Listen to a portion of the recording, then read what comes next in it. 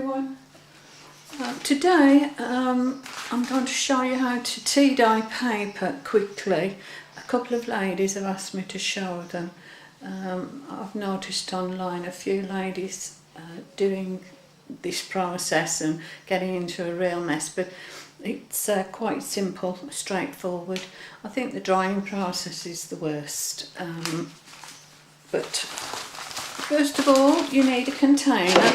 I use this one, it's pretty grubby, but I bought it from IKEA and it is just the size. It fits into the sink, so I just drop it in the sink. If you haven't got a container, you could do it directly in the sink. If you don't mind bleaching the sink out afterwards. The next thing, just put a bit of newspaper down, protect your surface. Right, you put 4 tea bags into a jug and just let it stand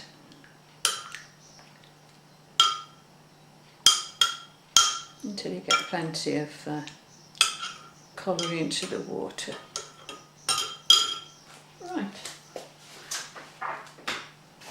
Now I use ordinary inkjet paper.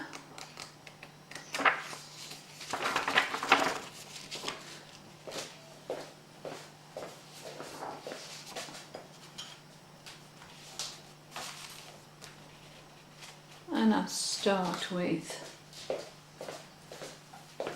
a paintbrush, any size paintbrush. I use this one purely because that's all I got at the time, the first time I started doing it. Perhaps a bigger one might be better, I don't know. So we pop a sheet of paper in, get your brush and start painting your paper.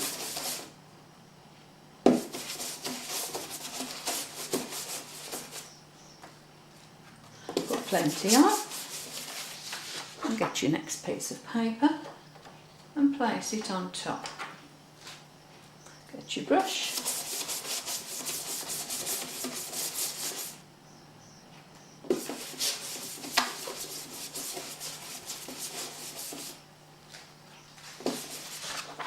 place a piece on the top.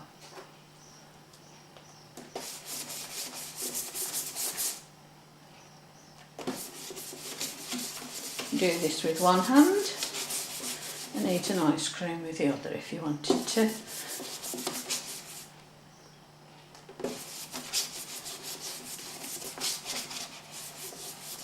Now what you do is carry on until you've put the desired number of pages in to be tea dyed, and that's all you do.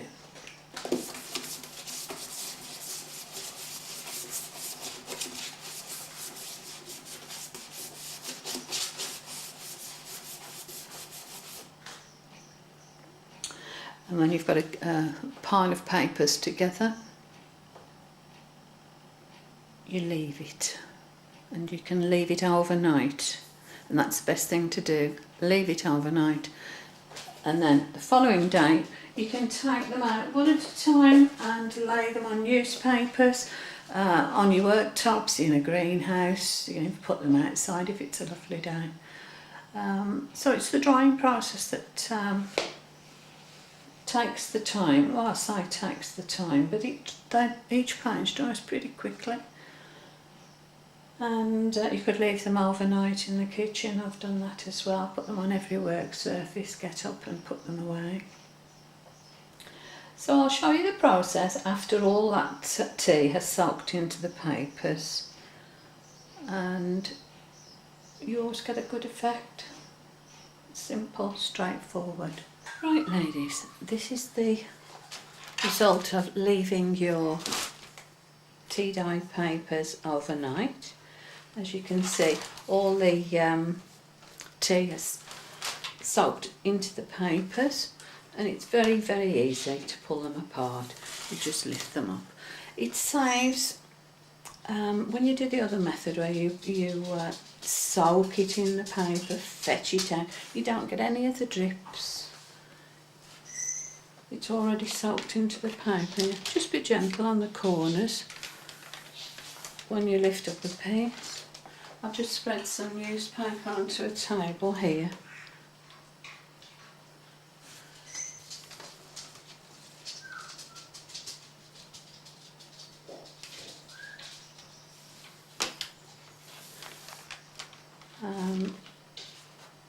Not easy to handle, they're not particularly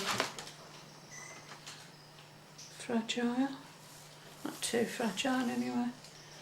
You don't have to worry particularly about tearing the paper, just be gentle with them. So find a corner and just peel it back. And they come away from one another very easily. So what I'll do, just put those 6 out for now. Now give those a few minutes. You can be making a cup of coffee. The newspaper helps to soak up any damp spots, and they're soon dry. Then clear it away and I put some more down. That's if you're just using one small table, as I'm doing here. I forgot to tell you yesterday, when you're mixing up your tea bags, do use boiling water. I know I'm probably telling you the obvious, but I didn't mention it yesterday. You can use as many tea bags as you want. And you can see here I get a nice colour with 4 tea bags and a jug full of hot water. Now when they dry out,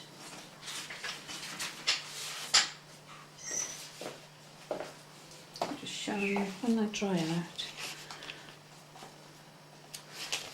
They come out a bit lighter. There's your dried sheet. And you get a lovely line through them. If you wanted to add to the pattern, you could splatter some ink on them. You could, while they're being painted, you could add a little bit more tea to the water. But quite honestly, they've come out exactly as I want them to. So I'm happy with the results that I get. Right, now I do tend to iron mine, only because I like ironing. I know that's a strange thing for a woman to say, but I find it quite therapeutic to get a big pile of papers and just iron away. And then that's the result of just rubbing the iron over them. And they do tend to thicken up a little. I mean, inkjet paper isn't too thick, so thicken up a little. And obviously you can do lots with tea dye papers. At the moment I'm trying out some avocado dyeing using the same process. I boil up the avocados, soak the papers in overnight. I'm just waiting to see the colour of those. See what they turn out like. So I hope that's been helpful for those of you who like to do tea dyeing or want to start doing it. It's just a quick and easy method for me, and it works. So I hope, thanks again ladies, and it's early, I need some breakfast. I'll speak to you soon. Bye for now. Bye everyone.